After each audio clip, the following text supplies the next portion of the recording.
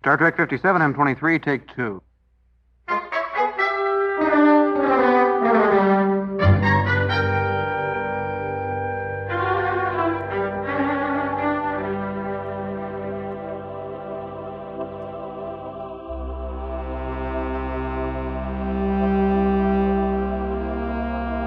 It's the It's Got Star Trek podcast.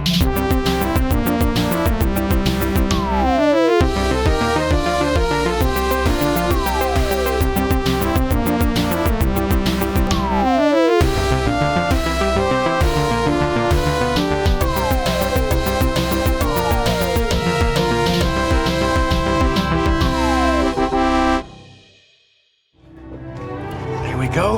Landing thrusters. Oh, no, wait, they're stabilizers. You have no idea how to control this vehicle. I'm working on it. Even if we do find a breathable atmosphere and you manage to land without killing us, what will we do about food? Water? There could be hostile life forms on the surface. How will we protect ourselves? Look, I've got less than 24 hours to figure out how to scan a star system and program a descent sequence in a language I don't understand. And I'm not going to get it done with you interrupting me every 5 seconds. So I'd appreciate it if you'd keep quiet until I'm finished. Now, lift your butt. My what? You're behind. Your rear end? I haven't checked that panel yet. 80s MP, MP3, MTV, MP3s, and MTV. We moved from MTV to MP3. All right. Okay. All right. Dan is ready to go. So I'm going to go ahead and declare the podcast open for business. Proceed. So hello everyone. Welcome to the It's Got Star Trek podcast. Pleased to meet you. Thank you, Trip. Thank you, Charles Trip Tucker III. Salvation. EPS conduits might do the trick. All right. Here's the deal. This is episode 220. We got to I've start got some with EPS conduits that might do the trick. It's two. He's always talking about EPS conduits all the fucking time. With he likes Trip Tucker EPS III and his EPS conduits. Yeah. Okay, we'll get to that. But I think we have news. we have a whole bunch of stuff. We got so much stuff. We have so much stuff. We have so much stuff to So go. much stuff. Like when this episode, Silic. when he said Silic, he was all talking about EPS conduits in that episode too. Oh, shit. But that's neither here nor there. We have stuff. All right. So yes, this is episode 226 of the It's Got Star Trek podcast. We're dangerous. On this episode, we will be discussing Star Trek Enterprise. We'll be discussing. God damn it! We'll be discussing the Star Trek Enterprise second season episode, Precious Cargo. You should give me a medal. Yeah. Okay. So we will be discussing that episode soon enough, as soon as we can. I have to say that not all of these sounds are going to line up perfectly with what we're saying, because I really went overboard with the sounds. Oh this no! episode. You got a lot. You got a lot of sounds this week. And I have too many, and it's a problem, because when there's so many, when you have too many of something, Paralysis of choice. it's like if you have a room just full of shit, it's like having nothing, because you can't find anything. You know what I'm saying? By shit, you mean colloquial, like miscellaneous junk. Yes. Not. I just you're- wanted to stress that in order for your point to be clear to the audience, we do have an international audience. You do not mean just heaping piles of feces. Okay, all right. Should I stop? One point of order I want to bring up. Should I stop with the fart sounds? I think that might be. I wonder if that's like irritating to people. Doesn't that sort of increase our listeners? Yeah, but we're talking about Star Trek, so shouldn't we be a little bit more dignified? I think we reach a greater audience with the fart sounds. Don't we? Isn't that what people are tuning in for? Is the fart sounds? First of all, in addition to a certain degree of logic that there is an audience for the prurient out there, and while we may not be a prurient show, almost, that doesn't mean we cannot have prurient elements. Yeah. But I also Wee-wees. So I anyway, also think that whole thing you talked about being a dignified Star Trek. I think maybe we should have started doing that like earlier than episode 226, if that's what we were going for. Dereliction of duty. Dereliction of duty. All right. Okay. I know you're off duty, but we've got visitors. Duty butt, duty butt, duty Alright. butt, duty butt. This is already off the rails. Do you have like because Duty when it's butt. like tells her to lift her butt? what I was- Duty butt. Lift your butt. what I was- Lift your butt. Lift your butt. what I was trying Lift to- your butt. I keep trying to say there's so much we have to get to before we even get to the discussion. Too late. We're already Because we're we jumping have, right we in. have like 4 voicemails. okay, we have an let's go, email. let's We've go. got other stuff to talk Okay. about. Voicemails. Okay. Duty So, butt. all right. First, no more distract 'em ups. I'm trying to get to the news 'em ups. Distract I him know, down. that's The totally main obstruct 'em news ups. 'em up, and I'll keep this super brief. But the main news 'em up is that after much haranguing by our audience, we have created a Patreon page. Oh yeah. For people that's who are right. so inclined to go to. It is patreon.com Patreon. / It's Got Star Trek. Made it very easy for What you. else would it be? You can sign up for bonus content. We've got a few things up there. We'll add things as we go along. We would love to hear your suggestions for stuff you'd be interested in hearing on that particular feed. And by the way, you can sign up for free and still get you get notified that there's stuff, so you can kind of see what's available and see if it suits you. If you'd be interested, there's also going to be at least 1 or 2 pieces of free content. Dave, you want Dan to call you up and just verbally abuse you? That was one idea we had, but that might be a separate tier. That might be more than the $5 a month tier. But anyway, we'll build that out more and more over time. But that's it. We were asked for it. Yeah, so would I be? we've Would I provided? Would I be on retainer or would I get paid per call? I think it would be because you can sell digital assets and other things, and I think it would be maybe a per call or maybe Yeah. a per message. $5. I'll call It'd be you. like a cameo. I'll do one of those for $5 and A I'll call Dan you up. cameo. But you, but I we think can't you- have a con- I think you can charge more than $5 but, for a cameo. well, I'll say $5. So like Depends on the content, I suppose. like if I don't have to talk to you, $5. But if you want to have like I don't have to. but if we want to have a brief. No, you have to. If we have a brief 5 to 10 second interaction, I'll give it's $10, $15. How much for an hour long Zoom call? I don't do that. All right, Oh, come on. $1,000. I'm too important. Anyway, patreon.com / It's Got Star Trek. If you're interested, go check it out. We would enjoy that. Okay. Oh, and what kind of content? Just silly nonsense. There's going to be more of this nonsense. If you like us, you're willing to actually pay some money, you'll just get more of the same. It's a lot of silliness. A lot of silliness, outtakes, things like that. We'll try to be creative when it comes to that sort of thing. All right, goof 'em ups. Now, next up, that was News 'em Ups. Now we're on to Debate 'em Ups. Debate 'em ups? Debate 'em Ups. We'll get through this quickly because at the very, very end of last week's podcast, Dan generated a debate by playing a sound clip in which he argued that Riker was saying inertial dampers, Which he is. and Jesse and I thought he said dampeners, Which he isn't. Which he did. and we've heard from a bunch of people about You heard this. from one person. No, we heard from there's lots of different things. There's One Facebook. person you know. who, you know. So Emmanuel Counts for a lot of Emmanuel points. Croft on Facebook believes that Riker said dampeners, and he suggested maybe it's an Alaskan pronunciation thing. So that was on Facebook, and Emmanuel Croft, he was the one who Alaska. sent us that cool slowed down version of the Ninja Turtles stuff. Right. Tarek agrees with Jesse and I that it's slight, but that there's a little bit of that dampeners in there. However, Ellen from Mastodon thinks that Jesse and I are stretching it. Yeah. But she Thanks, says Ellen. it's hard to say for sure, but she was like, all I right. disagree with that though. It's not hard to say. It's very easy to say. It's dampers. I don't know how there's an argument on this. And I'll give you some good reasons. All right. In fact, why don't you play it? Can you play the audio? Could some sort of damping field have caused us to lose velocity? Damping. Dampening. Yeah, you were saying dampers. Dampening. Yeah, but you were saying damper. You're right. And so damping. Damping. Could some sort of damping field have caused us to lose velocity? Could some sort of damping field have Yeah. caused us to lose Damn it. velocity? It's Could still some in- sort of yeah. damping field have caused us to Damn it. lose velocity? Could some Yeah, sort of dampening. damping field Wait, have we caused us to lose velocity? we gotta listen to it. Hold on, everyone. We gotta moment everyone. of silence, please. Could some sort of damping field have caused us to lose velocity? Could some sort of damping field have caused us to lose velocity? Could some sort of damping field have caused us to lose velocity? Could some sort of damping field have caused us to lose velocity? Damping. Dampening. And also, I also have evidence from chakotea.net. Evidence. Chakotea.net has spells that Chakotay is like your own thing that you're. You're the guy behind Chakotay. Yeah, No, Jesse and I are starting to be suspicious that maybe Top. Dan Okay. is the person who started Chakotay. And okay, here's the thing: Chakotay does all sorts of things, and there's also the closed captioning said damping, and I think Closed captioning. And Patrick suggested that maybe Chakotay just gets there from closed captioning. I say nay because Nay. if you read Chakotay, what is this guy? A horse? if you just let me explain myself for a second, please. No, you have to. I'm giving my side of the argument, agree. and you're sabotaging it. So.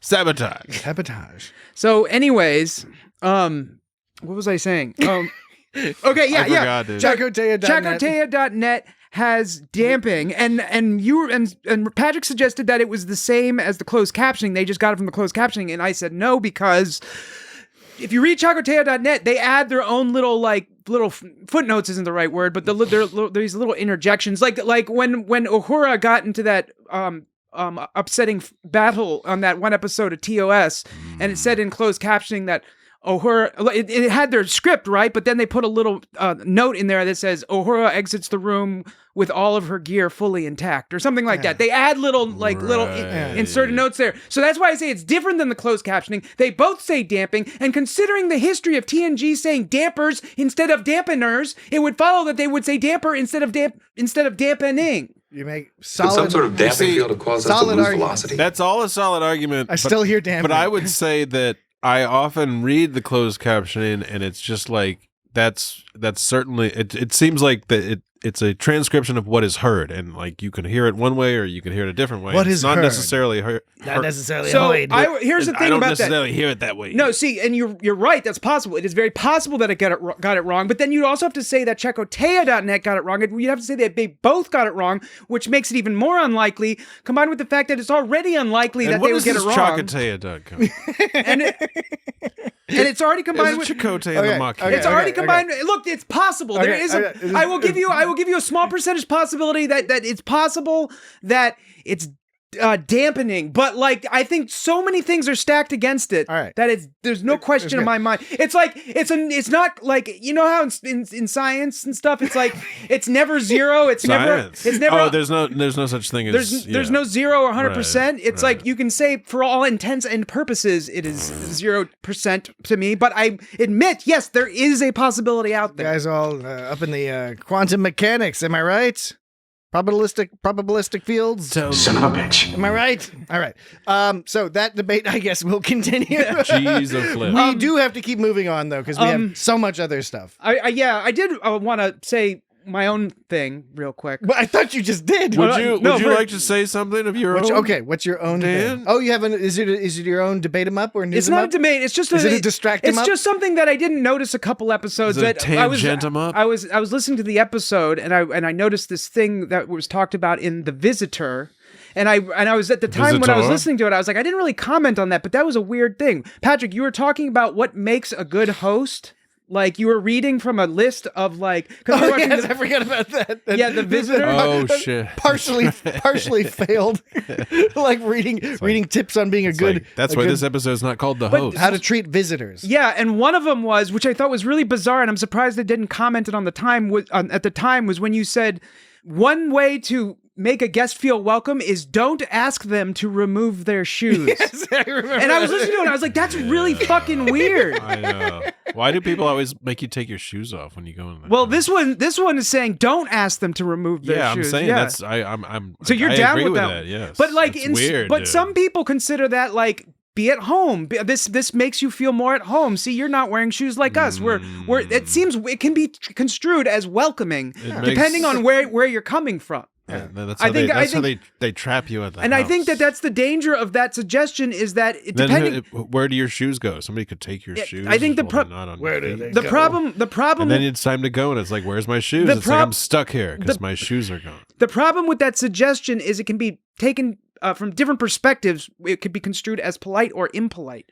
And it's just such a Yeah. random thing to say anyways. Like, just don't, like, of all the things to make someone feel welcome, to All focus the on their things. shoes. It is ridiculous. Yeah. All right, moving on. Next What about thing. jacket? Should you take, is it, do you make them feel welcome by taking off their jacket? I don't make anybody do nothing. See, in my house. but I bet if you asked them to take off their jacket, that would be welcoming, but I bet. I would ask somebody if somebody came in and they had their cheeky little penis out, That's something. I would probably ask them to tuck their cheeky little penis back into their pants. Would you ask them to take their jacket off? Well, okay. But no. Taking your jacket off is something you're supposed to do when you go inside. It looks like someone's got a case of the Sposdas. Oh. This guy's all like, take your jacket off, take your hat off, take your shoes off, take your fucking pants off. No. Do you have said really? take your Do you have jacket really off. gross feet or something, Jesse? No, actually, I don't. Okay, anyway, moving along. This is my fucking job. They're here. not like. Wait, isn't that your Moving job? along. Wait, we all get to say something at the beginning of the episode. Yes, of course, I know. My but job is to I'm allowed shut to you say guys something. I'm up. allowed to You say can say as something. much as you want. I'm saying my role, in part, is to know that we have other things to do, and I should encourage us Yeah, to move What along. if- our own. There are voicemails. But what if I had a whole list of other things to do? Then what? That would be great. But then we'd be in battling each other because we both have like competing levels Do you of have things a- to do. that's why we do. Do you have a list? We did discuss motherfucker? these things ahead of the show, and I did point out that we have 4 fucking voicemails. Okay, And we well, haven't even gotten to one of them yet, and we have an email. So that's what I'm trying to get. We have we're all already that stuff. We're already like 15 minutes. We and better hurry up. hence my hurry, so we can discuss this fucking episode of Enterprise. All right. So It's not even that great of an episode. first.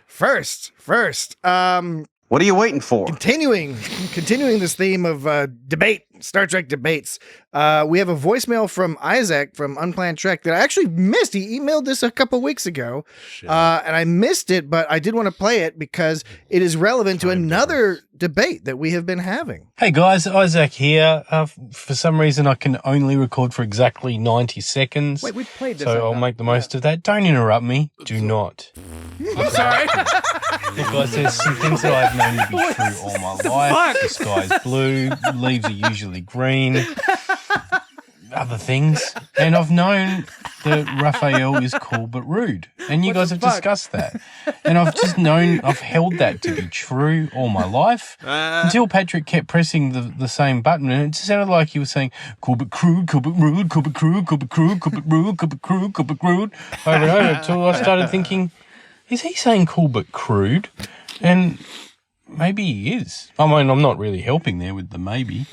But interesting discussion. I also wanted to add, being a Star Trek nerd, I've never really got into a fight. The last fight I got into was the day after the Ninja Turtles premiered. And in the fight, as part of the fight, the guy I was fighting, Simon, he said, I bet you didn't even like Ninja Turtles. And look, there's swear words that we're not allowed to say. That hurt. That comment of Simon's hurts more than anything else that you guys can throw at me, and I dare you to do it.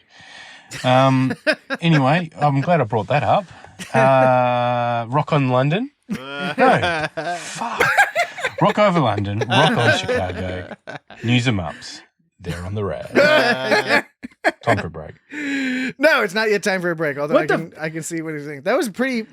He's pretty on point because like he knew at one point we'd start talking. We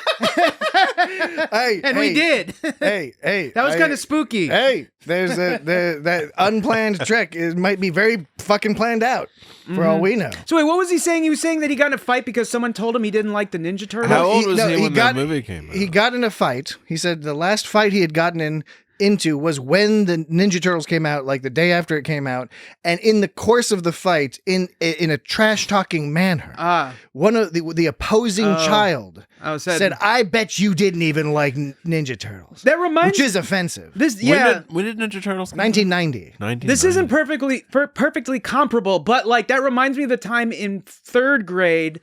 Fourth grade. No, fifth grade. Yeah, it was fifth grade. No, it's fourth grade. Grade. It was fourth grade. I think 1990 was like 7th. Double Dragon 3 for the Nintendo. No, Double Dragon 2 came out for the Nintendo. No, it was Double Dragon 3. No, it was Double Dragon 2. It's Double. No, yeah, it's Double Dragon 2. I think it was Double Dragon 2. 3 more voicemails. Okay, it came out, and like someone was talking about Double Dragon, and like they were talking about how it just came out. I was like, yeah, I got that. No, it was not Double Dragon. He was talking about Double Dragon, and I was like, oh yeah, I just got that. And he looked at me, he just said, I don't believe you. No.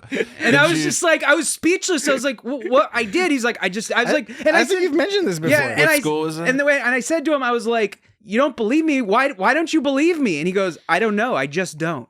And that was fucked up. All right. That guy sucks. So Yeah. we'll move along. Kids say fucked up things. Yeah, Yes, they do. that was the point of the message is our evidence and data collection that has been aided by audience members makes it so that even though I'm still in the cool but rude camp, it's a little bit murkier. Murkier. It's a little bit murkier. It's an interesting perspective. Did he go from crude to rude? Is that what he was saying? No, he was always rude. He was vacillating. But yes. when you played he was saying when we played the slowed down version Oh. of the Teenage Mutant Ninja Turtles theme, it got different. yeah. Because you played that to try to convince people it was rude, and it actually convinced him of the opposite. Well, I didn't play it for that reason. I played it precisely because it was sort of ambiguous when you slow it down to mega slow. I thought but that could also be auditory hallucinations. I don't know. I seem to remember a couple episodes when you played it, you were like, "See, this proves that it's rude," but maybe I misunderstood you. Maybe. We'll have to play back the tape. Play back the tape. Okay.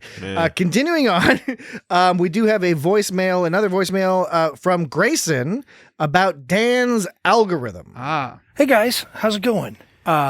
I am so excited to learn just a little bit more about Dan's algorithm that provides you You're not the only one. the tools to decide which episode of Star Trek that you will be talking about next. You talked about it in this episode that I'm listening to right now as I take a walk through the gorgeous Queen's Park in Invercargill, New Zealand. That's I am awesome. in the same hemisphere as the Jam Eaters. Shit. It's so exciting to share the same hemisphere. Tasmania. With the Unplanned guys.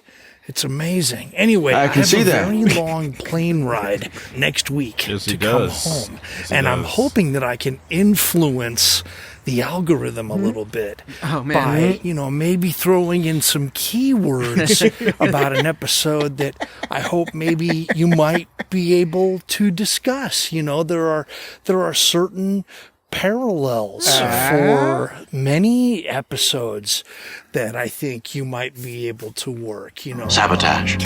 Episodes involving Worf coming back from a Batleth tournament, perhaps, or worlds we did that you haven't No, we didn't. discussed yet. Shit, we didn't do that. Planets like That one's called Parallels. like Forcus Yeah, 3, yeah. Oh, we should do that. which are lovely, lovely planets. Forcus 3. You could draw a lot of Forcus. parallels to Forcus 3 and other worlds, other Parallels. worlds where there are alternate dimensions and realities. Dan's thinking about this. Dan's and quantum realities that you could explore on those other worlds where people might even be in relationships and marriages to other people that they wouldn't be in.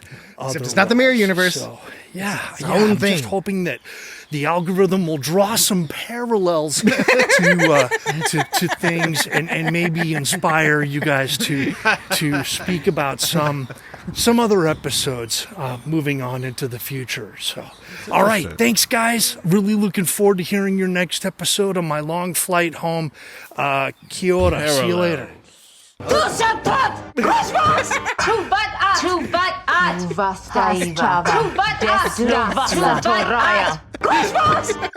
Yes. Thank you, Grayson. That's pretty hilarious. I like the idea of gaming the system, gaming Dan's algorithm. And again, for those who are uninitiated, sneaky, man. Dan That was has an algorithm that he's developed that ingests the previous week's episode and then produces a list of episodes, suggestions for us to watch. Past tense, part in 2. order, usually involving past tense. Yeah, and he asked me to explain it. I think that the basic quick explanation is that I take the transcript from the episode that we just did, our podcast transcript, and then I feed that podcast transcript and I analyze how many what words were said and how many times they were said, and I compare that with this. Jesse, can I?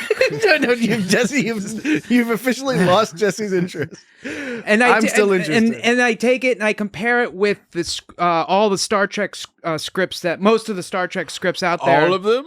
Most of them, and I compare the transcript with the Star Trek script, and I see how many of the words because it's only like part of Enterprise, right? and I see how if I can match them. I'm talking about legitimate shit. Yeah, I know, but you're talking about it in the middle of me explaining something. Okay. It's like you're what you're saying is perfect, but temporally it's out of whack. Dude, you are temporally that's my thing. Out of man. whack. Dan, to be fair, that is a little bit Jesse's thing. Okay, no, I have all the Enterprises. They have only a few discoveries. And by the way, speaking of jam eaters, we do have an email from Isaac saying, "Nerds, I'm obsessed with Dan's algorithm. I want to know, when you input the previous week's pod, do you include the sound clips? Is it also possible to find out the episodes that nearly made it? Cheers, Isaac." Now, in terms of the sound clips, in a sense, yes, because so Dan it's a multi-phase process where first he runs it through a transcription thing, and so any sounds that are in there are going to be interpreted by the transcription program in one way or another, particularly if there's words in it. So they will be incorporated. Right. And in terms of other episodes that we didn't I have do, I have a MongoDB of like all the past ones I've done, and it has a list from most to least. So it has all of them in each one. So I could I'd give you the entire list for each one. So but doesn't it cut out the name of the episode? Well, it doesn't include the name unless we mention the name of the episode in our podcast. It's only the dialogue, the script, the dialogue and anything that's in the script. Yeah. The name isn't in the script. And the name usually isn't in the script unless they're being cheeky, and they do that whole thing where they're all like, "Yeah, but what is this? Some sort of Star Trek?" It's organized in a JSON file where the name of the episode is like the key, and then the script is the value. The name of the episode is the key, the script is the value. And so it doesn't read the key. And about that it just reads the value. Oh, it doesn't read the key. Maybe we'll make that a Patreon thing. Dan can start posting his lists. But when we go to pick the episode, often the list that it's produced has episodes that we've already talked about or are a show that because we try to bounce around a little bit, right? So if we did a Deep Space Nine, we're generally not going to do another episode of Deep Space Nine next. So if it suggests a Deep Space Nine thing, we'll parse the list to only go we to recently did a TNG one. So we wouldn't really do parallels just We'd yet. probably wait a little bit until we did the parallels next. Okay. You must be a fun date. All right, moving right along. Cosmos! Tu Serpent! In the longest... Hasnos? Isn't that Phlox? Yeah. Wait, it goes. Tu Serpent! Cosmos! Dan. Tu Serpent! Cosmos! Tu Serpent! Tu Serpent! I'm glad you're doing this, Dan. What did your subtitles say when she was speaking her language? Oh, it just said... Did it say like alien language or something? I think it just said alien language. Yeah, that's what mine said. But Chakotea.net has the actual... Chakotea? What is Chakotea.net? Okay. You look that up while I continue talking here to keep moving us along in this the endless break. There's still the first mega break. But I do appreciate you doing all those sounds because it's creating some Enterprise content in this first break, which otherwise we'll have none. So next up we have a previous caller, Kaki from Joy of Trek has this. Hastrava Dukla has this to say. Tuvat At. Hi guys, this is Kaki from The Joy of Trek.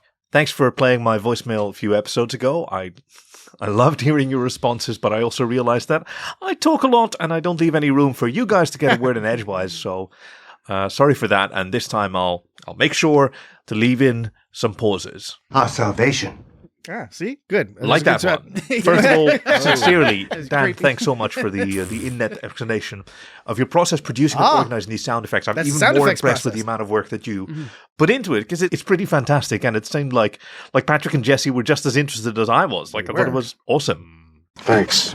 Okay. Hang on, guys. Let Dan finish. Go ahead, Dan. Thanks. So anyway, last episode you spoke about Invisible Friend, and you were rightly perplexed about the invisible alien Isabella's inscrutable motivations. And it occurred to me that there's a lot of similarities between her behavior and that of the character of May Ahern in Discovery Season 2. So, spoiler warning, Isabella and May are both alien-ass aliens who, quote-unquote, recruit someone from our world, our life, to fulfill their mission. And float around like a little dot. Believing they have a personal relationship. Taking the role of an existing person, real or otherwise, from their target's memory. Now, neither of these aliens seem to have a comprehensive model of how our kind of life works, command structures or relationships. So in Discovery, May thinks she's doing a great job creating a convincing fiction that she fully expects Tilly to believe, and then becomes, understandably frustrated when her strategy fails and she acts out, and she only has Tilly to act out against. And maybe Isabella is going through something similar, and she's acting out because she's a lone agent who's in over her head and sees her bad plan falling apart. I also agree that Alexander's bad at ceramics, and his gregarious cup, which I love, should be thrown out the airlock. So I may send a second voicemail, if that's okay, with a little help from trout fishing in America. So thank you. Love you. Bye-bye. That is okay. We'll hear that second voicemail. You're welcome. In just a minute. He's the fourth one. I do like... Thanks. You're welcome. Thanks. I do. You're welcome. Thanks. You're welcome. Thanks. You're welcome. I like that idea. I wish the writers had come up with this idea. This is talking about last week. Yeah. With Imaginary Friend, the Isabella character. We were like, the motivation was a little confusing. Yeah, that would have been a good motivation. At least, show it from her perspective a little, because it didn't really show it from her perspective. It kind of described her perspective, sort of, not really. It's like, it just said like, oh yeah, she's looking from the eyes of a child, but it actually showed her motivations from the eyes of being a different entity, And I like the comparison. And being like, fuck, this is hard. I hadn't considered that. It really was not only, it's a really close comparison to that season 2 Discovery storyline when you really come down and think about it, but I never made that connection before. So that was very cool. And Kaki follows that up with this little treat for us. Mr. Rozhenko, could you come to the front of the class, please? It's come to my attention that you've been working on these ceramics, like whatever this is, for 2 weeks. Alexander, that's not how ceramics works. So I've got a little message for you, and I hope you take it to heart. Your weekly ceramics are weak and dramatic. Your shit is a waste of clay. So finish your fucking gregarious cup and throw it out the airlock, and throw it out the airlock. Finish your fucking gregarious cup and throw it out the airlock. One more time, Alexander. Your weekly ceramics are weak and dramatic. Your shit is a waste of clay. So finish your fucking gregarious cup and throw it out the airlock, and throw it out the airlock. Finish your fucking gregarious cup and throw it out the airlock.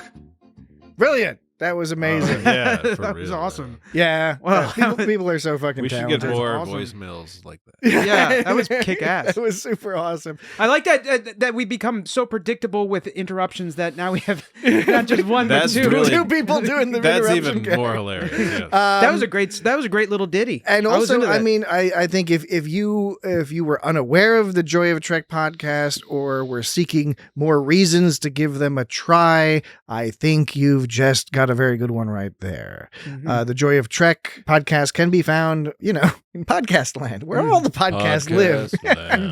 All right, so with that, we're going to go to break, and oh my god, we're going to get to the episode. We actually will talk about Enterprise Season 2, Episode 11. Starts with a harmonic. Precious Cargo. I suppose so. Be right back. Bo.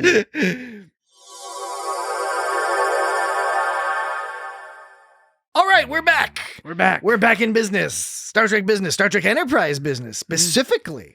Pacifically, one might say. I think we're going to get down to brass tacks. There's no second break fun-em-ups this week. I knew we would not have time. So no special fun-em-up. No crazy lists. Really concentrate None of that. We're going to get right into this episode. It starts with a harmonica. It does. I have that note too. I know. It's a harmonica it's like, opening. This with isn't fucking Roseanne. That's hilarious, Jesse and Dan. I'm so glad because I was like, I bet Dan's gonna have this recorded. He's gonna totally pull this harmonica. I also thought this was a sort of a hilariously short and generic opening teaser. Yeah. He just like walks down and is like, oh.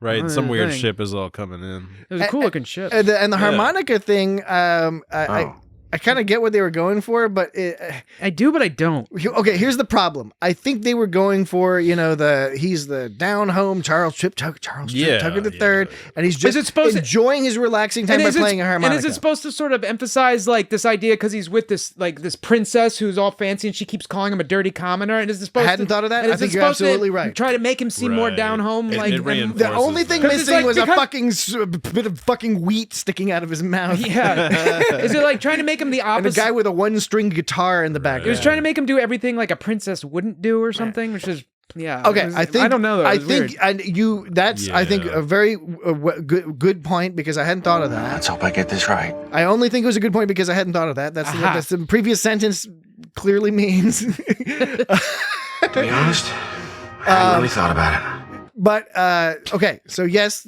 that's fine. The problem though is they're trying to make him have that certain vibe. It came across as a guy trapped in prison vibe, not a guy relaxing on his vacation. Would you mind telling me what's going on here? What the hell's going on? He's like cooped up in a room and he's all like, that's when people are always playing harmonica in prison. It's like a horrible. What's that supposed to It's do? a non-sharp instrument that you. What's can, that supposed to mean? play.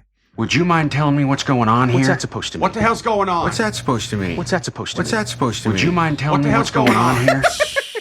What the hell's going on?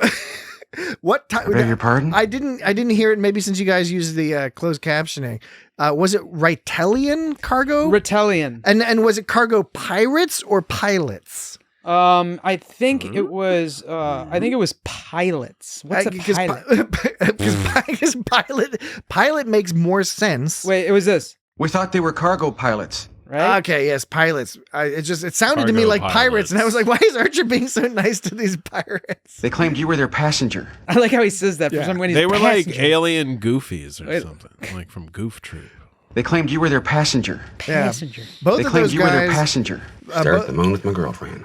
Both of those guys we've seen Stare at before. the moon with my girlfriend. One of them was Leland Crook. He plays Plyn, and he had previously played the Vorta Gelnon. Gelnon. Okay. Oh, shit. So Gelnon. I'm telling you the truth. What about me? Gelnon- I'm telling you the truth. I'm telling you the truth. I'm telling you the truth. What about me? I'm telling you the truth. What about me? I'm telling you the truth. I'm telling you the truth. I'm telling you the truth. What about me? I'm telling you the truth. This podcast is going straight to like Patreon. It's straight to video. Hey Dan. You know, sometimes you're like, hey, did I play that too many times? And you sit there like, Could no, you take out that part where like I said this? That time I understand. That time it was too many times. What? Okay, Gelnon. A couple points to make about Gelnon. Point. Kaitama. Leland Crook played him.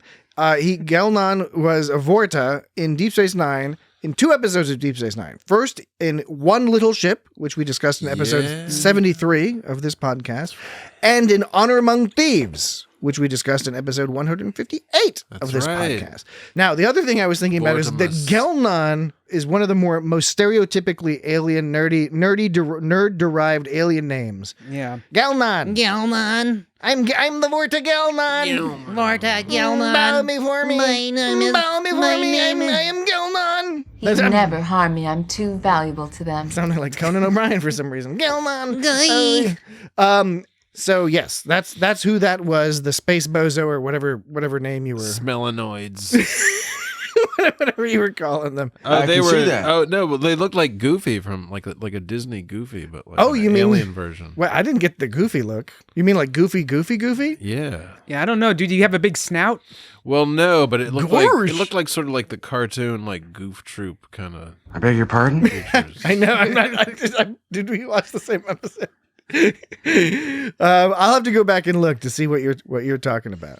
I don't know, man. They look like goofy aliens. Well, they were goofy aliens. I did like how They the were guy was all. goofy. The guy was all like, I thought you. And they were like dirty. It was like, can I take a bath? Yeah. So Oh, then, yeah. did you see that Archer? Archer, he like wiped his hand. And Yeah, he he was like wiping his looked hand. at He Archer, looked at looked at his hand and like flexes it, like he's like, oh my god, Like, what was on that? my hand is covered in goo, That is slimy. alien goo. How long have these guys been in the ship? But The long ship must have story been short, stinky. and this is not a very long story. It's a very slight story. Put We're that gonna thing make down. it as long as possible.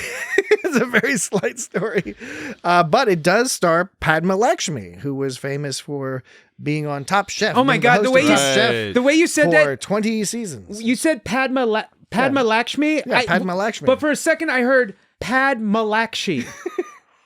Okay. That's preposterous. Padma Lakshmi. That's what I heard coming out of your mouth. And so if that's what you heard, then what I'm hearing is that we should take your arguments in favor of. Oh cool no, but no, crude. no, Less serious. no! The king of the swamp.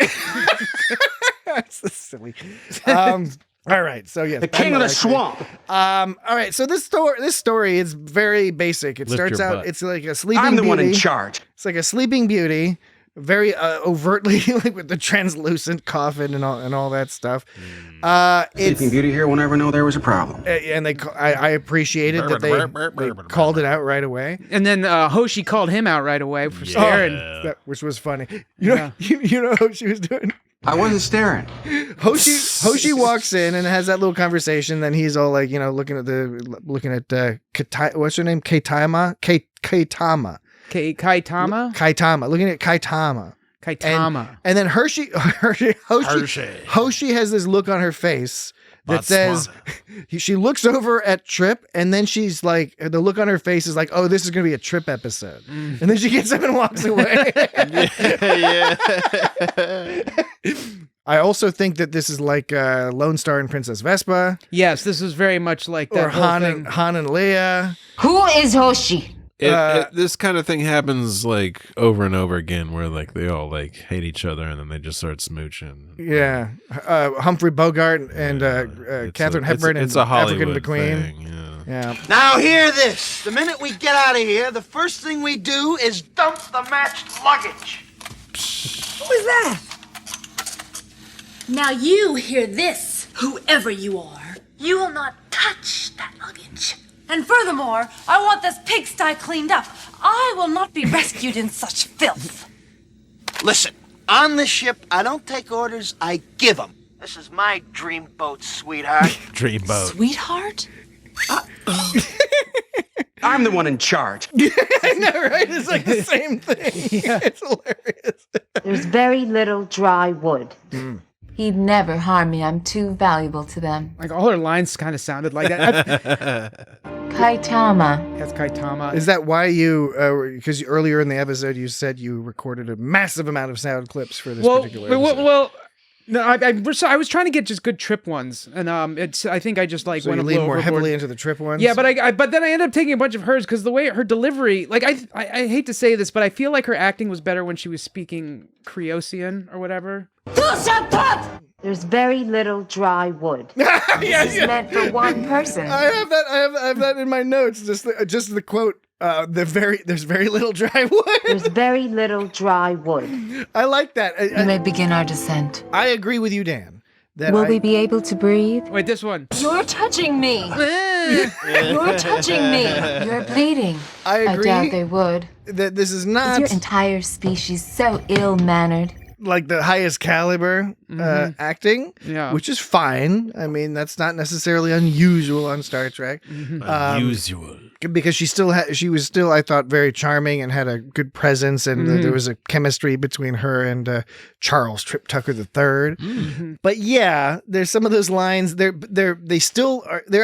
somehow still endearing. Like that wood line, it's still endearing, even though it's There's very little dry wood. it's not. I mean, it's not great, but it's something charming. Well, it's about like they're just walking in water most of the time. Yeah, they landed on Dagobah. Very little try. Yeah, they did land on Dagobah. It's all Dagobah without Of course, the that's Yoda. way down the line. I mean, first he sees her and he's in the thing and he's staring at her like a creepy person because we should just get it out of the way and remind folks. Yes, this is 2003, I guess.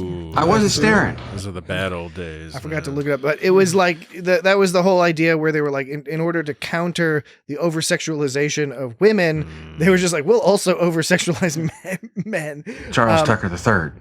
And perhaps unsurprisingly, this story was by Rick Berman and Brandon Braga. And those dirty boys. Trip starts out covetous of this woman when she is passed out and has no personality, Well, I mean, it begins, zero interaction. It begins with her calling Sleeping Beauty. That's where it begins, and then from there it just kind of goes from there. You can tell that he's way into her. Yeah, the whole thing, like you were saying, it was like Spaceballs, and I'm sure there's other Spaceballs. I'm sure there was other. Watch out. I'm sure there's been other stories like this, but it was like every story. Like it was basically like he starts off, he's like, let's go do this thing, and she of Let's course go do it. from the start he says like let's go, and then of course she has to contradict him and say like no, let's stay, and then he's like, well, hand me this tool. She's like, no, I don't do that kind of thing, and so it's this whole thing, and then he's like, let's go here, and she's like, that's dumb, we're gonna get fucked up and we should stay here, and then like of course they're in the cramped space part where she's like, don't touch me, and they're but then the sexual tension, that's where the sexual tension really begins when she starts ripping her dress up when she can't get into the thing. That's when it really begins. But then like when they're getting close, it like the sexual tension's building up and they're getting all mad at each other, but they're getting that sex mad at each other, and and then there's a part she's like, give me some food, and then he's like, no, and he I like this is a good Dan sort of play-by-play. We don't normally do these like detailed recaps, but Dan's doing an excellent job of it. Then he goes, he's like, no, you give me some food, and then like she doesn't want to, but she gives him food, but she does it all sassy, like she's like, and he's like, oh gee, thanks, and then they find the place, right, and he's like, hey, let's go here. She's like, it's not gonna work, it's stupid, she's all skeptical, and then when they land though, it like her negativity starts to turn a little bit positive and hopeful. Well, she all grabs onto him. He's like, grab onto something. Yeah, she grabs onto him. Yeah, she grabs onto him, and there's more that's more sexual. That's more sex tension. And then when they're on the planet, she's still like unsure, but she's starting to become more positive. But then she gets discouraged because there's very little dry wood, and then that makes her really mad. But then she was having that hope, right? But then this like just knocked her down and then knocked him down, and that was like it all fell apart. It was like a house of cards, and it all fell apart. And they were all so mad. And there's been so much been so much sexual tension, and they're all so mad, and there's so much sex tension, and then all their anger is welled up into all these swirling emotions, and it just goes and like comes out, ripping off her clothes. And then they have sex.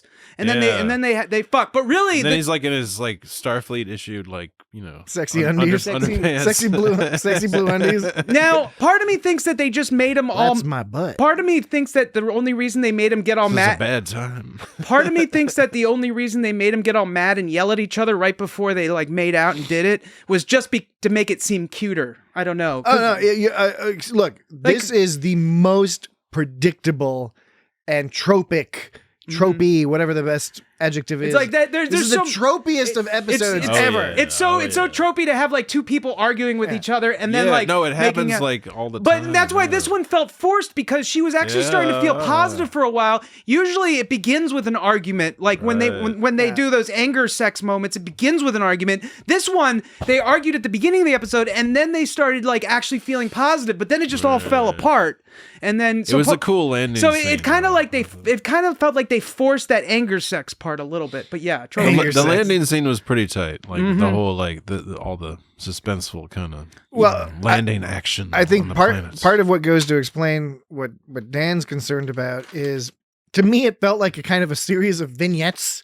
Yeah. Right? Yeah. Like, yes, it was one story, but it was kind of like, make a pass at you. Let's have this series of vignettes. Let's have a little dinner vignette. You gotta break it up for commercials. Let's have them. They're in the spaceship for a while, and then they're in the escape pod. Right. And the escape pod. I gotta say, it was one of those rare times where I'm watching something, because I'm not a claustrophobic person, but watching them climb into and like hang out in that escape pod, and Trip kept talking about having to be in there at least a day. And you're just like, oh my god, what are you gonna do about poo-poos? Horrible. Well, did you notice they said it would take a day to travel 90 million kilometers? Yeah. That means they travel Seems about. improbable. That means they're traveling 3.75 kilometers or 3.75 million kilometers or 2.33 million miles per hour. Holy fuck! If they're going 90 kilometers in a day, is 2.33 million miles an hour. This is pretty fast. That's really fucking fast. That's really fucking. You gotta slow the fuck That's down. really fucking fast.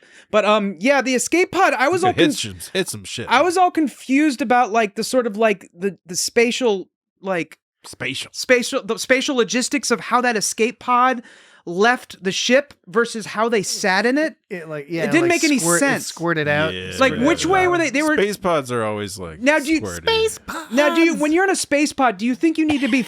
Do you think that you necessarily have to be facing the direction you're going? Do you think they were? No.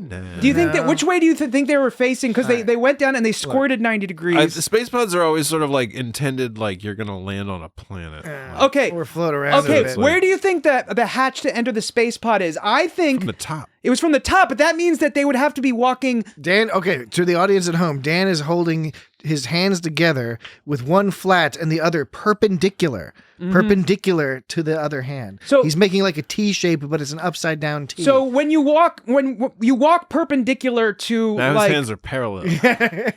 If your forces go, you walk perpendicular to the force that you're traveling to, right? And so the ship that escape pod came out from the bottom of the ship, didn't it? Okay, I think there are a number of problems with this escape pod scenario. First is what you described. The geometry is a little confusing. Because if you come out the bottom, that means if you enter through the little circle at the top, that means you're going down. You're walking down. You're like having 90 degree. Your shit's all sideways. My thinking is that all right, yeah, it's a little confusing, but you can imagine some sort of geometry where it's like, okay, I tried to, and none of it made sense. You can imagine that someone can imagine it. In Star Wars, it's all like a sideways. The bigger problems I have with the escape pod are what you described earlier, which is the speed, which seems ridiculous for an escape pod, because normally you think of escape pods just kind of like floating around with a few little thrusters. Right. And if you're not right next to a fucking planet, you're just sort of shit out of luck until a ship comes and picks you up. That's the whole point of the beacon. I'm still on it's a lifeboat. I'm still on the spatial logistics. Like the only way that I can sort of reconcile this whole thing is if they weren't facing the direction that the escape pod was going. If they were like facing sideways or something. What difference does it make? Because like if they're coming in through the top,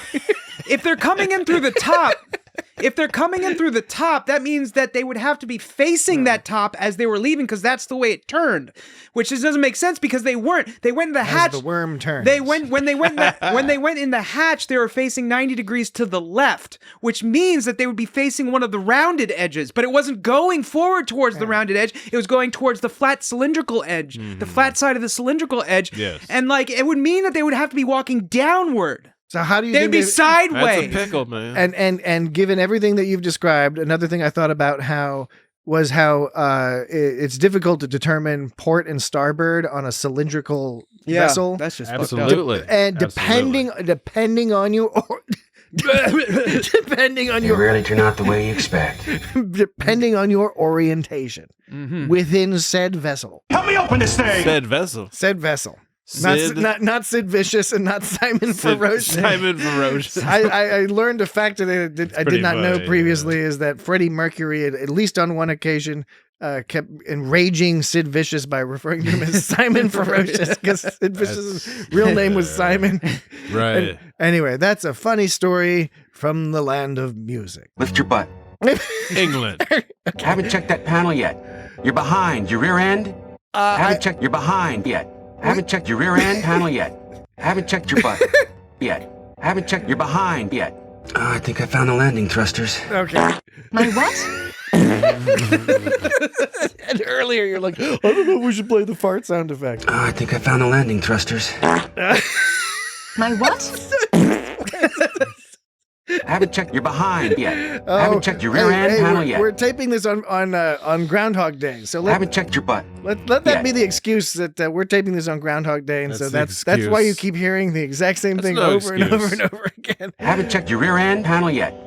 Haven't checked. You're behind yet. We do need to note a couple things about this episode. This episode shares not only some similarities, but some actual lore with the TNG episode "The Perfect Mate," which starred Famke Janssen, who was Famke Janssen. She was also a Kryoshin, just like Kaitama is.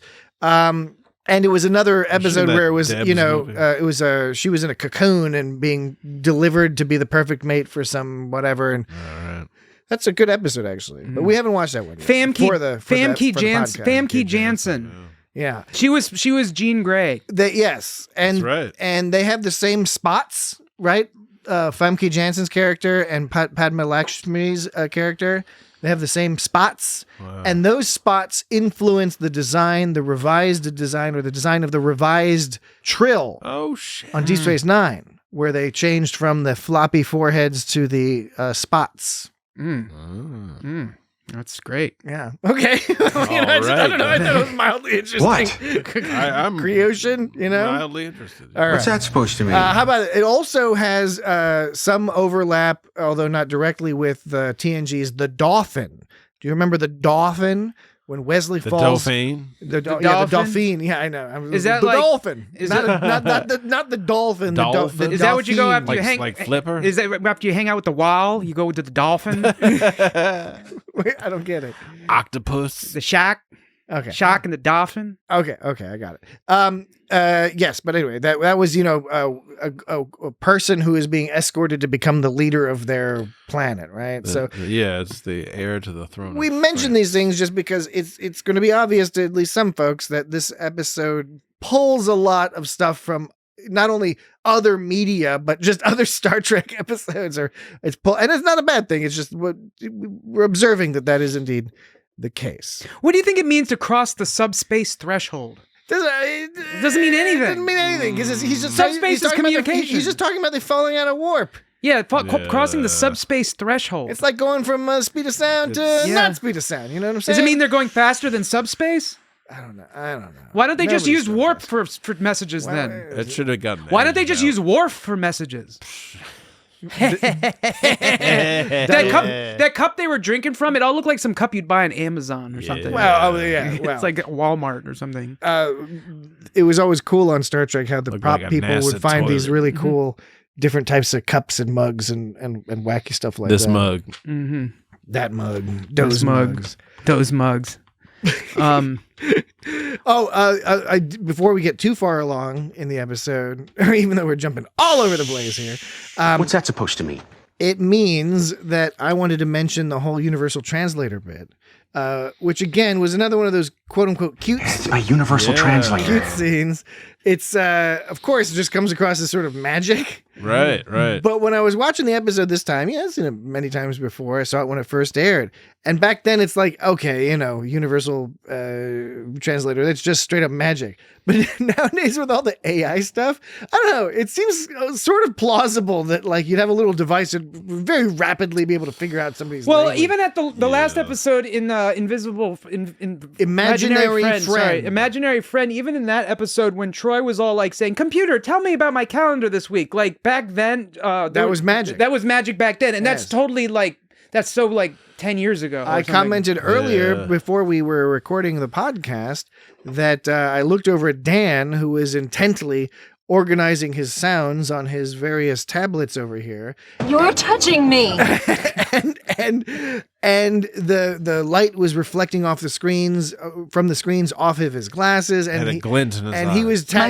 he was furiously tapping his fingers around and dragging shit and doing all this other stuff. And I was like, we're about to do a Star Trek podcast. We and were this guy's- talking to him. He was and this like, guy's "What? What?" He's living Star Trek right now. Yeah, he's living Star I Trek. had my console in front of me. He was distracted. with your L cars and everything. We were having Wild conversations about. Where are we going? You're bleeding.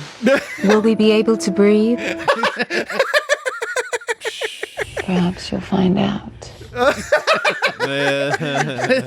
We'll talk about that in a bit. But yeah, the but not universal yet. translator scene. What was it? She was saying like. You don't know who I Whoops, no, am. that's do not, you? that's not what she said. No. Who is Hoshi? That's where it switched around right away. But see, okay, the universal translator, in a way, it was cool that they did the transition, but in a way, it helped. It hurt my ability. It did not help with my ability to Dan is looking over at me with a sort of a pleading, pained look on his face. I don't know what you want from me, man. It didn't. It made it difficult to suspend my disbelief. Yes. Okay, because normally when you talk with the universal translator, it's always on, and so the fact that their lips aren't moving in a foreign, the fact that the lips are moving in along with the English, if you're from an English speaking place watching the That's what episode, they're which is what we speaking. are from. Yeah, and that's what they're speaking. Anyway, look, point being is you just don't think about it. You don't think about the fact that their lips are moving along with what they're translated to. But and they spoke to the other aliens just fine. And in this episode, though, you see her lips move in her Creose language. Like you see her lips moving in that, and then suddenly when she's all like, "Who is Hoshi?" Her lips start to obviously say that. So her lips fall along with the alien language and with so you're English. Suggesting it would have been better if they had just not had that because it's just a little added extra. It's clearly just done for some fun. So she should have been sort of out of sync with like some overdubbed like. Well, so look. I think Dan is just saying because you watch that process happen, it accentuates the fact that it's silly nonsense. Right, but I'm not suggesting they change it because I thought it was. I found it fascinating to watch. I thought it was interesting to watch. So I would not recommend they change it. I was just saying it's interesting how it made me think like, oh yeah, this makes it more noticeable that their lips aren't following along. Noticeable lips. Is your entire species so ill-mannered? What was that? Those are some noticeable lips. Just getting noticeably bored with this episode. So let's see. There's a whole B plot where Archer was like he was talking in a language only space pirates can understand. It was good cop, bad cop. That was the other trope. Here's what we're gonna do. We're gonna talk because I do want to talk about like the hilarious sitcom-y B plot with Archer. Like it was a very serious topic, but it was handled very hilariously for some reason. We will talk about that when we get back from the break. Mm-hmm. All right, be right back. And now we're back. Are we back?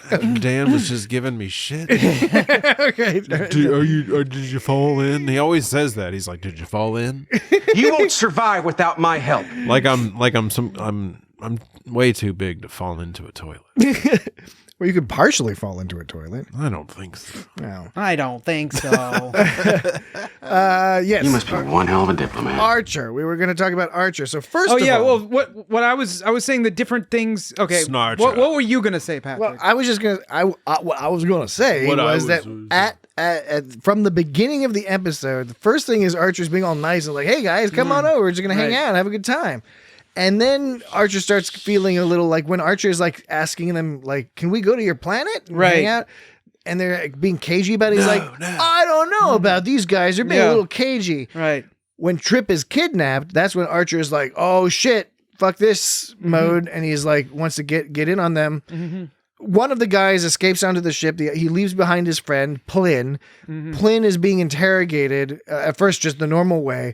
And then Archer sets up this hilarious scheme. Yeah. Right? As you said, the good cop, bad cop scheme. Real quick, I felt like this episode could have almost been like 10, 15 minutes longer. Not because I wanted to watch more of it, but just those two plots seemed like they should weren't have quite... been a two-part episode. No, I'm not saying I wanted to watch more episodes. Just saying if they were going to go with those two plots and what they did, it needed a little more time to flesh out what they were trying to do. Because both of them seemed abridged somehow. It was funny. And somewhat disturbing where you go into the way it was directed. I thought it was a well-directed episode. I think it was David Livingston who directed this one. Where they bring Plyn in as a prisoner and Archer's standing in the room like all far away. Mm-hmm. They've emptied the entire room save for a little table, a little tiny ass chair. Mr. Plyn. Like that weird skinny chair. If you're late for your shift, you might receive a beating.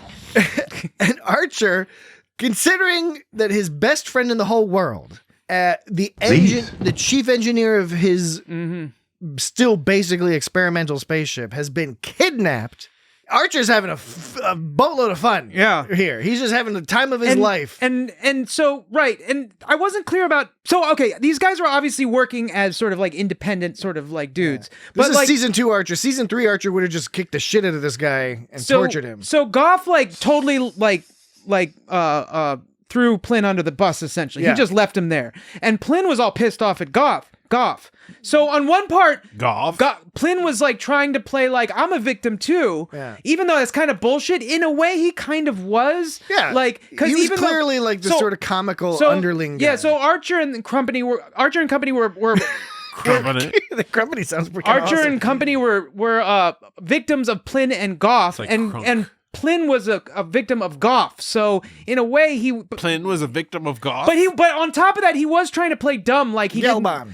he was trying to play dumb, like he didn't know, like he was, because he was trying to say like, oh, he left me too, blah blah. I'm not a part of this. But he was obviously a part of it. You could tell because at the beginning when they were talking about how she wouldn't have enough air to breathe. They don't have enough food, and her cryostasis is breaking, and he goes, if we're forced to abort the mission, we won't get, and he all paused and goes, paid, and what that was trafficking just like the other guy. Yeah, that was referencing the fact that he was doing a ransom, and then of course, like you said, when Goff was telling him not to worry about what they were doing, and then when Trip Tucker III gets captured, and Plin all like leaves suddenly. Like Plin was being like very shady, but he was pretending like he was like not a part of it, but he still was a bit of a victim. Well, okay. So structurally, I think that it highlights. I'm telling you the truth. It highlights some of the issues with this episode, which is the story is so thin and is so reliant on tropes. Yeah. That. It's still, by Trope the way, Tucker the Third. By the way, having said all this, it might sound that I'm down on this episode, and there are many reasons I should be. It's thin, which is some questionable bits. So the structure and the balance is a little bit off. All we're missing is the ocean breeze coming off the Gulf. At least there aren't any mosquitoes. The sexual politics of this episode would have been outdated in like 1965. Ooh, right? This is not only tropey, it's like extra old it's tropes. Like a TOS episode. Yeah. but that all being said, Padma Lakshmi is charming. Connor Trenier does I'm first monarch of the sovereign dynasty of Krios Prime. He does a great job with all the really, predictable nonsense that he goes through. From a starship. And he does look good in those blue underwear. Yeah. So there is a charm to this I'm episode. working on it. It's Jungle Planet I like. It's a problematic episode, but it's not like a total waste of time. But with the Archer scene, one thing that stands out is it's like, okay, what are Archer and T'Pol fundamentally doing? What they're fundamentally doing is they're trying to trick this guy into thinking that they will fuck his ass up if he doesn't give them information. Right. But he gets really scared. You could have If you're late for your shift, you could accomplish you this might by receive a beating.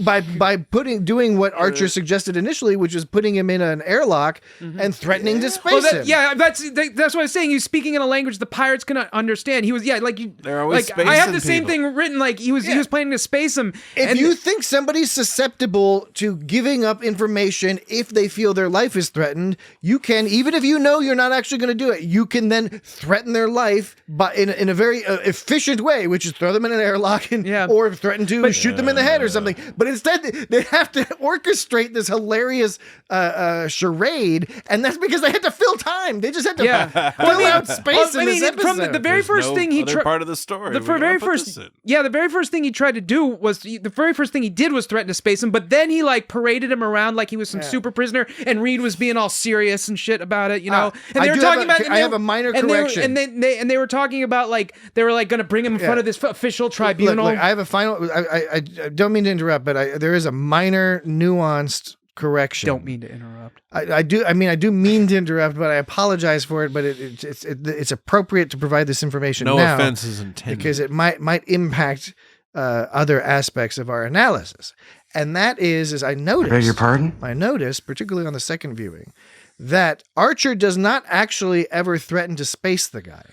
What Archer says is Archer threatens to take Plin, put him in an airlock, and then he said he would leave the outer door unlocked, and that if he wanted to leave, he could open the door anytime he wanted. It was voluntary. It was like, you know your way out. Yeah. If you decide to leave, you know the way out. Exactly. So he did not, in fact, that was what I found that's what made me think of why didn't he threaten to space him? Okay, but he did say, he said, Archer said, take him back to docking port 2, put him in the airlock and post a security detail. That's what he said. He said, put him in the airlock. That implies he's going to space him.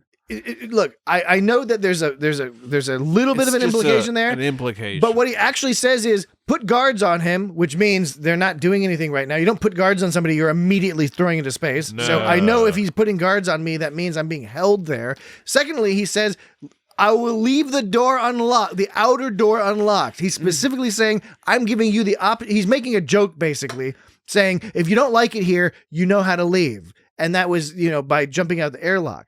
He's clearly this is not like friendly commentary, but I don't think it's him actually threatening to space him, which is why I was only joking. I'm not joking, Lee. I'm not joking. Which is why I thought, well, why didn't he threaten to space him instead of T'Pol having to wear her Vulcan robes and basically wearing it as a costume, which made me a little uncomfortable.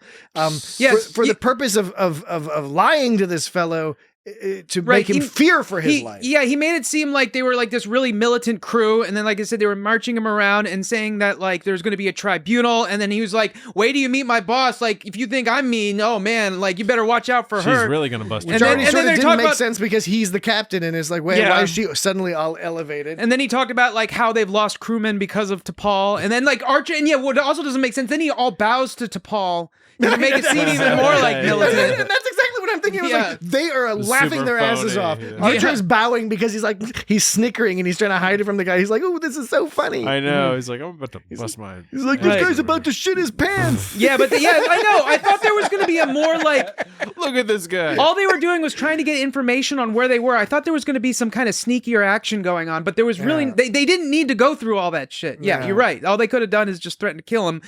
But maybe they could have just maybe they were afraid they'd have to beat him around a little bit, so they had to wear him down mentally, and that's the most non-violent way they could think to do it. I don't know. That's fair. I think that's looks very creative. It's a perfectly cromulent rationalization. Get your ass out there.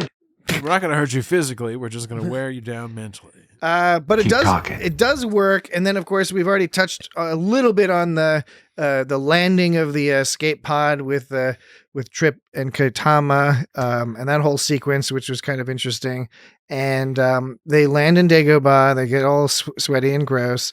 They have a campfire or whatever, and they're like making out after they argue. And that happens, and then there's as predicted, there's like a homing signal. It's like, oh, the bad guy. Is it the bad guys or the good guys coming? Or it's both. Oh, it's both of them. And then the bad guy gets hit on the back with a stick, and he's like floating around in the bog. Well, what I did think was cool is I liked the fist fight, the boxing match that Trip had, because first he gave him a left jab, a right cross, a left hook, and a right uppercut. And the way they did it, he looked like a boxer. It was a pretty cool. Connor Trenier looked in that scene like he knew what the fuck he was doing. Yeah, it was like one of the only convincing Star Trek fight scenes in all of Star Trek, like new or old. And then the golf guy was all like, he was like, that didn't hurt at all.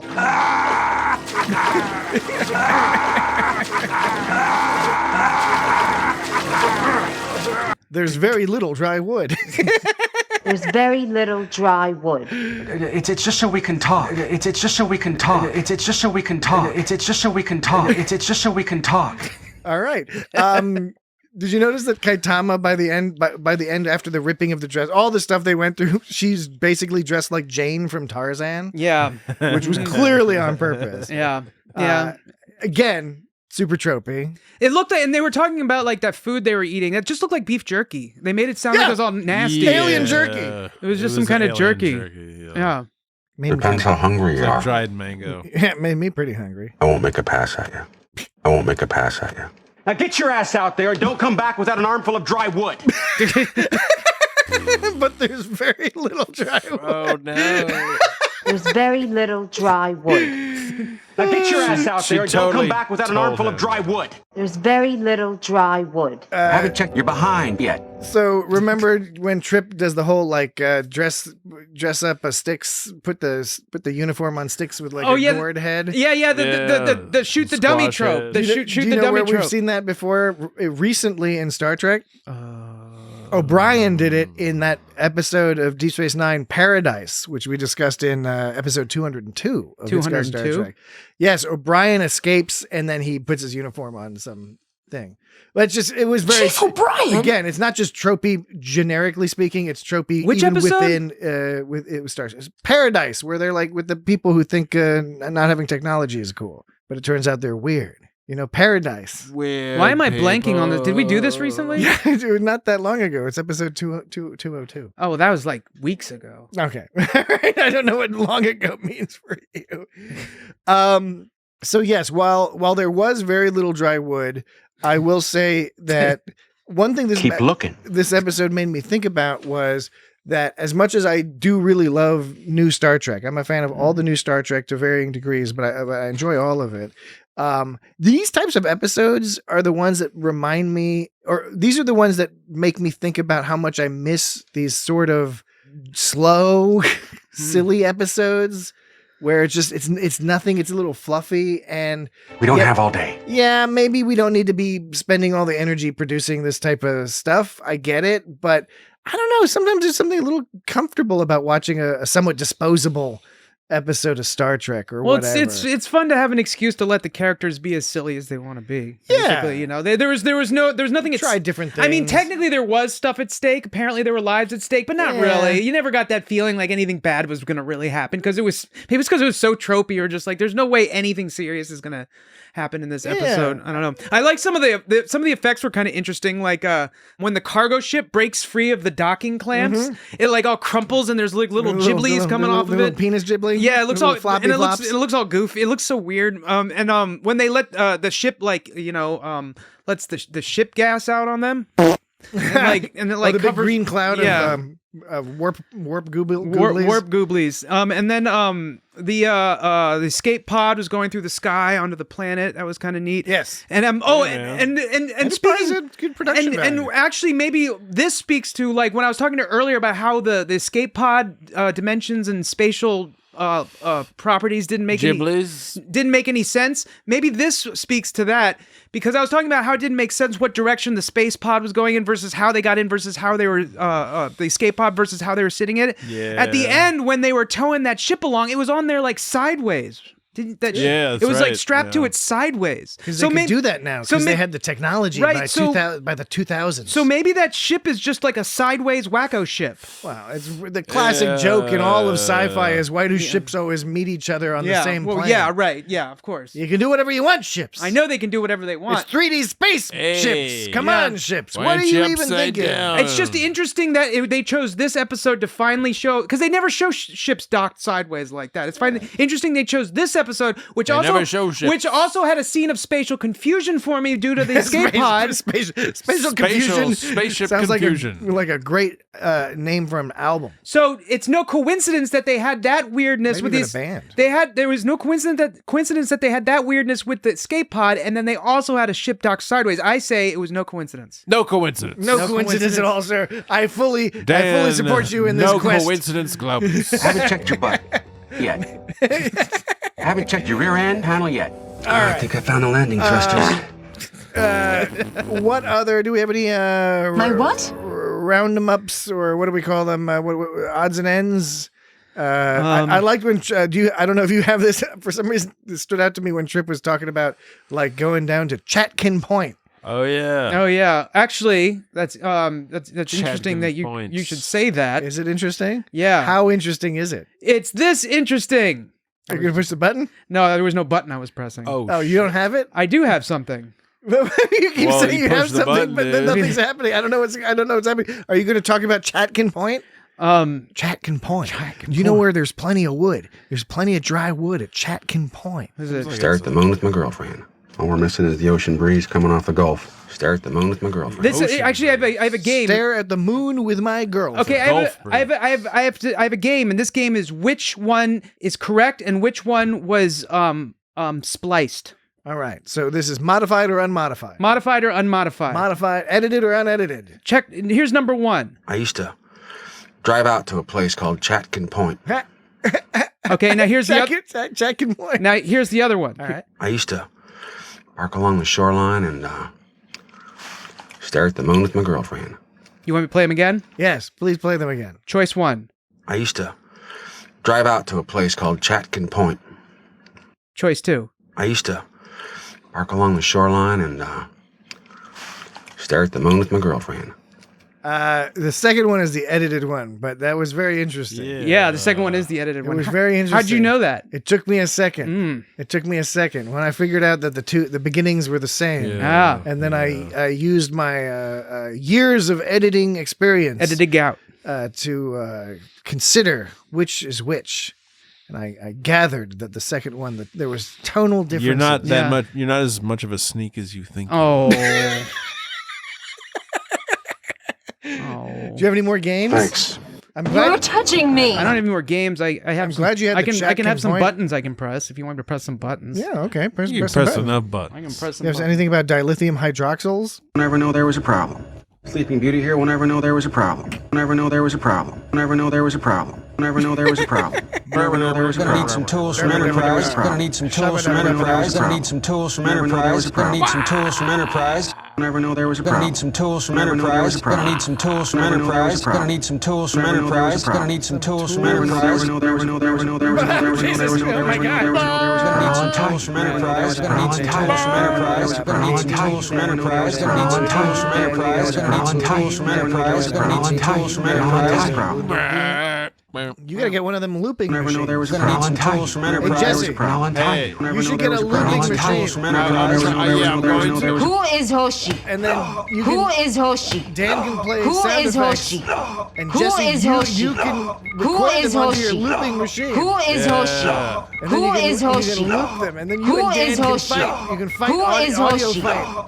Who is Hoshi? I can just record what Who he says. is Hoshi? Yeah. Who is Yeah, you can do Hoshi? that, too. Who is Hoshi? Little luck. Who is Hoshi? Little luck. Who is Hoshi? Little luck. Who is Hoshi? Little luck. Who is Hoshi? Little luck. Who is Hoshi? Little luck. Who is she? Any idea? If I could read your language, she? if Any I could idea? read your language, Who is she? if Any I idea? could read your language, Is this what you were if I could practicing read earlier, your Dan? Who is language, she? Who Any is idea? Hoshi? read your language, Who if I is could read Hoshi? your Who is language, she? Who Any is if I could idea? read Hoshi? your Who is language, she? Who if I is could read Hoshi? your language, Who is she? Who is if I could read Hoshi? your That's language, pretty Who good. is That's Hoshi? pretty good. language, Who if I is could read Hoshi? your language, Who is she? Who if I is could read Hoshi? your language, Never know there was no there was no there was no there was no there was no there was a I like that bit. Never know there was Gonna need some tools from Enterprise. Gonna need some tools from Enterprise. Gonna need some tools from Enterprise. Never know there was no there was no there was Who is Hoshi?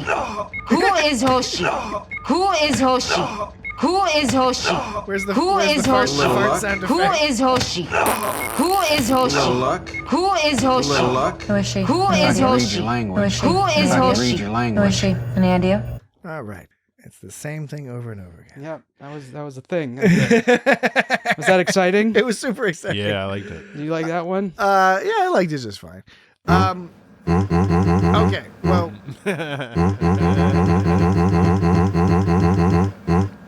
Dude. All right. I'm telling you the truth. I'm telling you the truth. I'm telling you the truth. Indeed. Those are some things, right? Yeah, that was silly. So it sounds like we don't have any other wrap 'em ups on that silly episode. bring us into grappling range. Grapplers. They talked about grapplers. Next week. We're cutting early. We still have like 10 minutes left. No, we're good. We still got like 10 minutes, just so we can fill time. Bring us into grappling range. We didn't even talk an hour about this episode. Well, there's not this much to talk about this episode. I think we covered it. It's kind of a thin episode, but we still have plenty of stuff to talk about.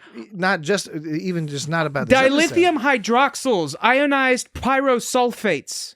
Oh, did you see at the end? Did you see at the end when Trip Tugger III and Kaitama did it? They did it. You're talking about when they made love, and when Archie to use one of the more common colloquialisms, and then Archer and crew came up, and Archer was fornicated. and Archer was like, Trip, and then well, because he's in his Starfleet undies, and then Starfleet skivvies, and then Reed was all giving this smile yeah, and then T'Pol just didn't give a shit. Right. This was before she had a crush on him, and he had a crush on her.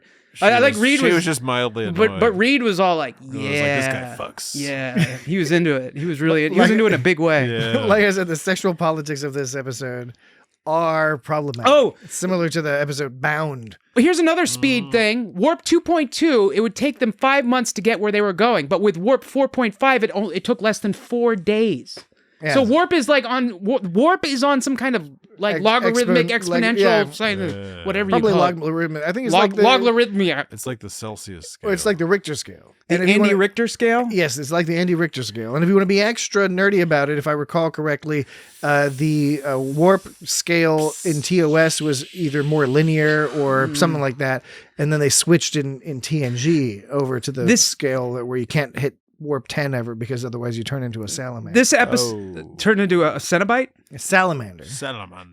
Don't be bringing up Cenobites on this podcast. This episode took place in September 12th, 2152. Yes. And it was called Precious Cargo, and you know why? Because she's because there's a precious cargo is a thing you say, some valuable stuff, and she's precious cargo in that she's a precious princess, and she's like, I'm precious. Yeah. You know, like she's like, oh, like, you know, coddle me, you know. Yeah. What if this? They never gave her enough chance to like be a badass. Like she just kind of the whole time kind of complained. I agree. She never at once really had any agency. It was one of those. No, not at all. Yeah. And I thought Padma Lakshmi, did an excellent and admirable job with this story. Yeah, so the title fits the character they made for her, and Yeah. that she's acting like a precious princess, like their stereotypical kind of like traditional, well, not traditional, like What if- sort of what if- non-progressive sort of a princess. What situation. if instead of an attractive, similarly aged person,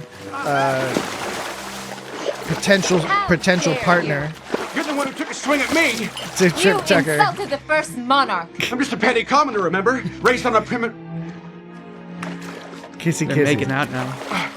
Yes, instead of going for this storyline, what if instead it was a young girl or boy, but it was a young person, child, who nevertheless was still trained to be the leader of their planet and all that other stuff. Mm-hmm. And so instead the episode was called Precocious Cargo. And then Trip had to be all like, "Oh, you kid. But then the title you're annoying." But then the title wouldn't have been clever because You precious, do it. because precious cargo is. Remember how I was complaining There is before? very little dry wood here. Do you remember how I was saying like a couple weeks ago about the There's very little dry wood. the Random Thoughts, the Voyager episode Random Thoughts? I was Yeah. complaining about because like they made it as if Random Thoughts was like a phrase that people commonly say, and I was like, it's not. Well, precious cargo is something that people say, but precocious cargo is not something that people say. No. Well, I guess the writers did the right thing then. Enterprise. The writers did the right thing. Okay. Enterprise. Now let's Enterprise. discuss what we're doing next week. Enterprise. Enterprise. Where's Captain Enterprise. There's been a lot of algorithm talk this week. Enterprise. But next King of week, the swamp. Next week is a special. next week we are giving Dan's algorithm a brief vacation. Enterprise. Because I think it sounds like we're going to give Dan a brief. we're planning ahead of time to discuss Enterprise. Enterprise. Who's when you need Enterprise. Enterprise. To discuss the antepenultimate Universal Translator. and the penultimate episodes of Star Trek, the animated series, second season. In case you haven't noticed, Albatross and how sharper than the Serpent's. Who's when you need Enterprise. Calm down. I'm not Those are the episodes we're going to talk. I hope you can hear that. Enterprise. If not, you can follow us on social media. We thought they were Enterprise. Enterprise. We are at It's Got Star Trek. Enterprise. On all the social media that you can imagine, and we're also on Facebook, we're on YouTube, and of course, we had a bunch of voicemails today. If you'd like to send in a voicemail, Enterprise. you can do so. You can do so. Let me help you. Either by just sending us an MP3 or whatever, or you can go to itsgotstartrek.com /record. Enterprise. And that's a tool, a web tool that will help you record. You can do it right from your phone or whatever. Somebody else Enterprise. How to use Enterprise. Let me help you. Enterprise. If you want to email us, you can email us at feedback at itsgotstartrek.com. Never know there was a problem. Gonna need some tools from Enterprise. Gonna need some tools from Enterprise. Gonna need some tools from Enterprise. Gonna need some tools from Enterprise. Gonna need some tools from Enterprise. Gonna need some tools from Enterprise. Gonna need some tools from Enterprise. Gonna need some tools from Enterprise. Gonna need some tools from Enterprise. Who is Hoshi? It's got Who Star is Trek. Hoshi? Who is Hoshi? So Who if is you want to give Hoshi? us money, you go Who to is Hoshi? patreon.com Who is Hoshi? It's got Star Who Trek. is Hoshi? Who is Hoshi? Who is she? Who is Hoshi? Who is she? Who is Hoshi? Who is she? Who is Hoshi? Who is she? Who is Hoshi? On behalf of Who Dan is Hoshi? and Jesse. Who is Hoshi? Who is Hoshi? Goodbye. We'll We'll talk to you next week. Bye-bye. And I'll untie you. So stupid.